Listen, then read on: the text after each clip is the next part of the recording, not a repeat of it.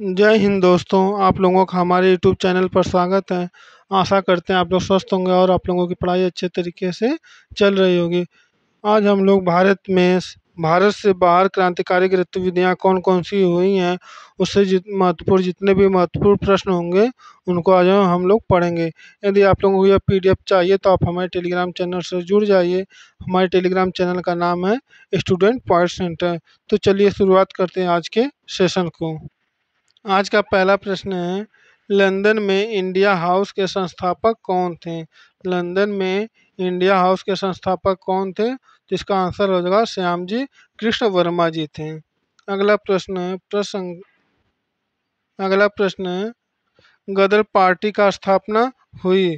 गदर party की स्थापना कब हुई? तो इसका सही आंसर हो जाएगा सन 1913 ईस्वी में।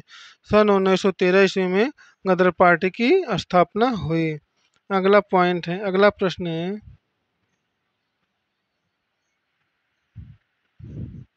गदर पार्टी की स्थापना कहाँ पर हुई थी? तो गदर पार्टी की स्थापना कहाँ पर हुई थी? इसका आंसर हो जाएगा संयुक्त राज्य अमेरिका में। गदर पार्टी की स्थापना संयुक्त राज्य अमेरिका में हुई थी। अगला प्रश्न है, गदर क्रांति छिड़ने का सबसे महत्वपूर्ण कारण क्या था? गदर क्रांति छिड़ने का सबसे महत्वपूर्ण कारण क्या था? इसका सही आंसर हो जाएगा प्रथम महायुद्ध का शुरू होना। प्रथम महायुद्ध के शुरू होने की वजह से गदर क्रांति की शुरुआत हुई। अगला प्रश्न है, जर्मनी के समर्थन से काबुल में राजा महेंद्र प्रताप सिंह के नेतृत्व में अंतरिम सरकार का गठन हुआ था। जर्मनी के समर्थन से काबुल में राजा महेंद्र प्रताप सिंह के नेतृत्व में अंतरिम सरकार का गठन हुआ था। तो इसका आंसर हो जाएगा प्रथम विश्व युद्ध के समय। प्रथम विश्व युद्ध के समय जर्मनी के समर्थन से काबुल में राजा महेंद्र प्रताप सिंह के नेतृत्व में अंतरिम सरकार का गठन हुआ था। अगला प्रश्न है, भारतीय क्रांति की जननी कहा जाता है। भारतीय क्रांति की जननी किसे कहा जाता है? तो इसका सही आंसर हो जाएगा मैडम भीकाजी रुस्तम कामा को। मैडम भीकाजी रुस्तम कामा को भारतीय क्रांति की जननी कहा जाता है। अगला प्रश्न है, मैडम कामा ने 1907 में प्रथम तिरंगा ध्वज कहाँ फहराया था? मैडम कामा ने सन 1907 में प्रथम तिरंगा ध्वज कहाँ फहराया था? तो इसका सही आंसर हो जाएगा स्टुटगार्ट में। स्टुटगार्ट में मैडम कामा ने सबसे पहले तिरंगा ध्वज फहराया था। अगला प्रश्न है, मैडम कामा ने भारत के तिरंगी स्वतंत्रता ध्वज को कहाँ फहराया था? तो इसका सही आंसर हो जाएगा स्टुटगार्ट में। स्टुटगार्ट में मैडम कामा ने सबसे पहले तिरंगा झंडा फहराया था। अगला प्रश्न है, सरदार उधम सिंह ने किसे मारा था? सरदार उधम सिंह ने किसे मारा था? तो इसका सही आंसर हो जाएगा माइकल ओ डायर को।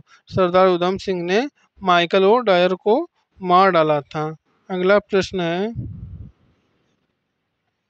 करजन वायली की हत्या के आरोप में मृत्युदंड दिया। करजन वायली की हत्या के आरोप में मृत्युदंड किसे दिया गया? तो इसका सही आंसर हो जाएगा मदन लाल ढींग को। मदन लाल ढींग को करजन वायली की हत्या के आरोप में मृत्युदंड दिया गया था। अगला प्रश्न है, 1906 ईस्वी में लंदन में अभिनव भारत सोसाइटी की स्थापना की गई थी। 1906 ईस्वी में लंदन में अभिनव भारत सोसाइटी की स्थापना किसके द्वारा की गई थी? तो इसका सही आंसर हो जाएगा विनायक दामोदर सावरकर ने किया था। विनायक दामोदर सावरकर ने 1906 ईस्वी में लंदन में अभिनव भारत सोसाइटी की स्थापना किया था। अब हम लोग बंगाल विभाजन तथा स्वदेशी आंदोलन से संबंधित जितने भी इम्पॉर्टेंट क्वेश्चन होंगे उनको हम लोग कवर करेंगे।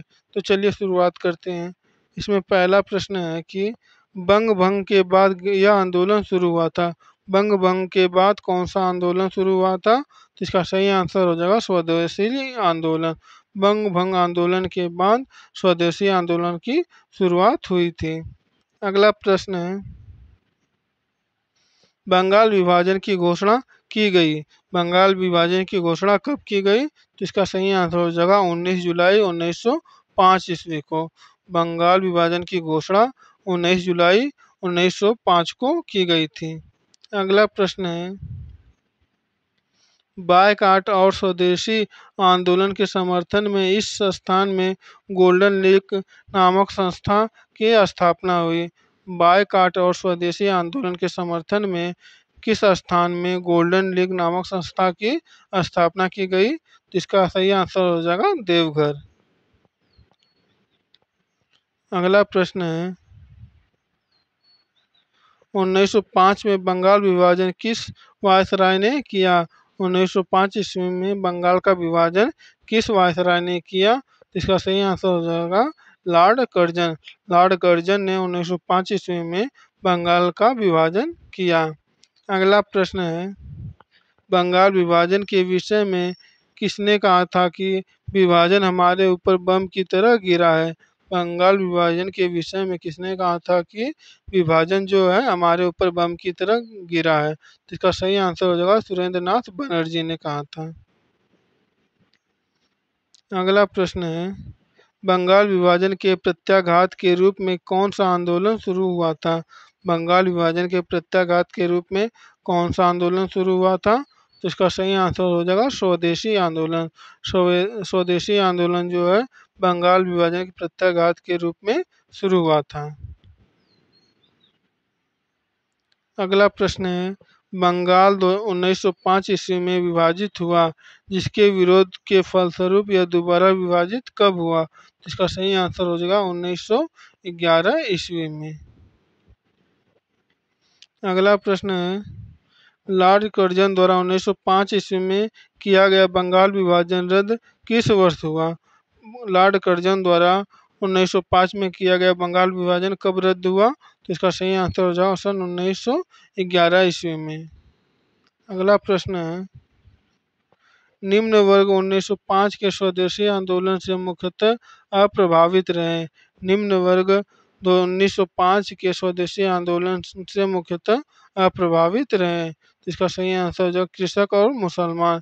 कृषक और मुसलमान वर्ग जो लोग थे 1905 के स्वदेशी आंदोलन से अप्रभावित रहे थे। अगला प्रश्न है, भारत में स्वदेशी आंदोलन किस दौरान हुआ था? अगला प्रश्न है, भारत में स्वदेशी आंदोलन किस दौरान हुआ था? तो इसका सही आंसर हो जाएगा बंगाल विभाजन के विरुद्ध आंदोलन के फलस्वरूप। बंगाल विभाजन के विरुद्ध के फलस्वरूप स्वदेशी आंदोलन की शुरुआत हुई थी। अगला प्रश्न है, प्रथम बार संघर्ष के तरीके के रूप में स्वदेशी एवं बहिष्कार किसके दौरान अपनाए गए थे? प्रथम बार संघर्ष के तरीकों के रूप में स्वदेशी एवं बहिष्कार किसके दौरान अपनाए गए थे? इसका सही आंसर हो जाएगा बंगाल विभाजन के दौरान।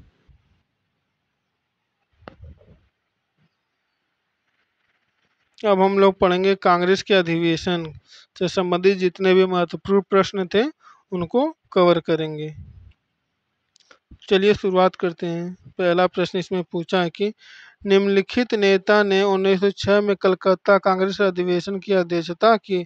कौन नेता ने 1906 में कलकत्ता कांग्रेस के अधिवेशन की अध्यक्षता की? तो इसका सही आंसर हो जाएगा हमारा दादा भाई नौरोजी ने।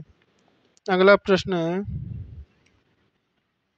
कांग्रेस ने स्वराज प्रस्ताव वर्ष 1906 में पारित किया। प्रस्ताव का उद्देश्य क्या था? इसका आंसर हो जाएगा स्वशासन सुनिश्चित करना। स्वशासन सुनिश्चित करना। अगला प्रश्न है, 20वीं सदी के प्रारंभिक वर्ष में कांग्रेस में विभाजन की प्रक्रिया शुरू हुई। 20वीं सदी के प्रारंभिक वर्षों में कांग्रेस में विभाजन की प्रक्रिया शुरू हुई। इसका आंसर हो जाएगा कांग्रेस आंदोलन की रणनीतियों पर। फिर दूसरा है कांग्रेस आंदोलन के उद्देश्यों पर। तीसरा दिया है कांग्रेस आंदोलन में लोगों की भागीदारी पर हुआ। अगला प्रश्न है, कांग्रेस के कलकत्ता अधिवेशन 1906 में स्वराज का झंडा फहराया गया। इसका सही आंसर हो जाएगा दादा भाई नौरोजी के द्वारा। कांग्रेस के कलकत्ता अधिवेशन 1906 में स्वराज का झंडा फहराया किसके द्वारा गया था? तो इसका सही आंसर हो जाएगा दादा भाई नौरोजी के द्वारा। अगला प्रश्न है, 1907 में सूरत में कांग्रेस की फूट को हमारे लिए एक महान जीत के रूप में प्रसन्नतापूर्वक व्याख्या किसने किया था? तो इसका सही आंसर हो जाएगा मिंटो ने। लॉर्ड मिंटो ने जो है 1907 में सूरत में कांग्रेस की फूट को हमारे लिए एक महान जीत के रूप में प्रसन्नतापूर्वक व्याख्या किया था। अब हम लोग मुस्लिम लीग से संबंधित जितने भी महत्वपूर्ण प्रश्न होंगे उनको पढ़ेंगे। इसमें पहला प्रश्न दिया है कि सर सैयद अहमद खां, सर मोहम्मद इकबाल, आगा खां और नवाब सलीमुल्लाह खान में से ऑल इंडिया मुस्लिम लीग की स्थापना किसने की थी? तो इसका सही आंसर हो जाएगा नवाब सलीमुल्लाह खान ने किया था। नवाब सलीमुल्लाह खान ने ऑल इंडिया मुस्लिम लीग की स्थापना किया था। अगला प्रश्न है, मुस्लिम लीग ने अपना वार्षिक अधिवेशन नियमित रूप से प्रारंभ किया था। मुस्लिम लीग ने अपना वार्षिक अधिवेशन नियमित रूप से कब प्रारंभ किया था? पहला दिया 1916 ईस्वी में, दूसरा दिया 1919 ईस्वी में, तीसरा दिया 1924 ईस्वी में, चौथा दिया 1925 ईस्वी में। इसका सही आंसर जो इनमें से कोई नहीं। अगला प्रश्न है, 1906 में मिंटो से शिमला में मिले मुसलमानों के शिष्टमंडल ने प्रार्थना की। 1906 में मिंटो से शिमला में मिले मुसलमानों ने शिष्टमंडल ने किससे प्रार्थना की? इसका सही आंसर हो जाएगा मुसलमानों के लिए पृथक निर्वाचन वर्ग की। मुसलमानों के लिए पृथक निर्वाचन वर्ग की प्रार्थना की। अगला प्रश्न है, मुसलमान यदि खुश और संतुष्ट हैं तो भारत में ब्रिटिश शक्ति का महत्व बचा होगा। यह किसने लिखा? तो इसका सही आंसर हो जाएगा डब्ल्यू हंटर ने लिखा। मुसलमान यदि खुश और संतुष्ट हैं तो भारत में ब्रिटिश शक्ति का महत्व बचाव होगा। तो यह किसने लिखा? तो इसको डब्ल्यू हंटर ने लिखा है। अगला प्रश्न है, राजेंद्र प्रसाद ने पाकिस्तान का जन्मदाता माना है। राजेंद्र प्रसाद ने पाकिस्तान का जन्मदाता किसको माना है? इसका सही आंसर हो जाएगा लॉर्ड मिंटो को। अगला प्रश्न है, ब्रिटिश शासन के दौरान बिहार को एक अलग प्रांत का दर्जा किस वर्ष प्राप्त हुआ? ब्रिटिश शासन के दौरान बिहार को एक अलग प्रांत का दर्जा कब प्राप्त हुआ? तो इसका सही आंसर हो जाएगा 1912 ईस्वी में प्राप्त हुआ।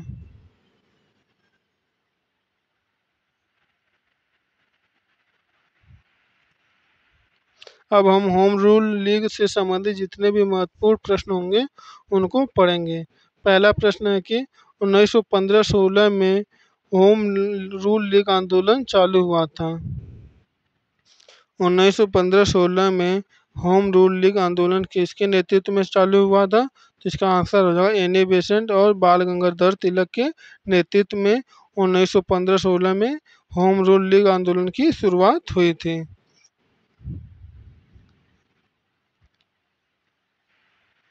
अगला प्रश्न है, किसका योगदान होम रूल लीग आंदोलन में स्थापना में नहीं था?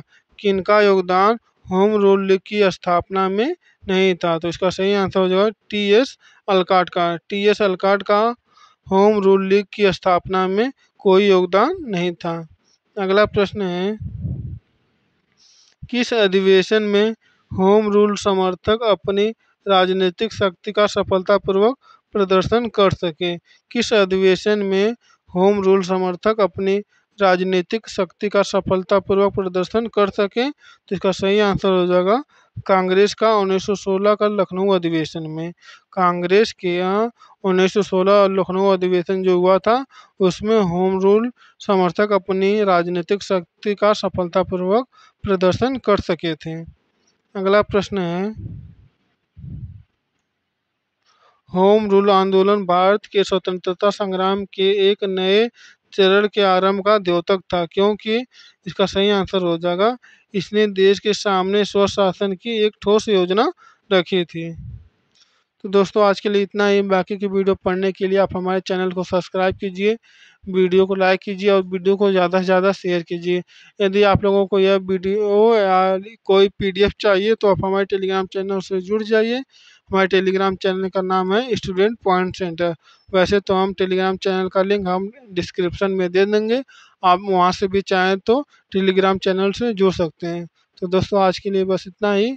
बाकी की वीडियो पढ़ने के लिए आप हमारे चैनल को ज़रूर से सब्सक्राइब कीजिए। तो जय हिंद, जय भारत।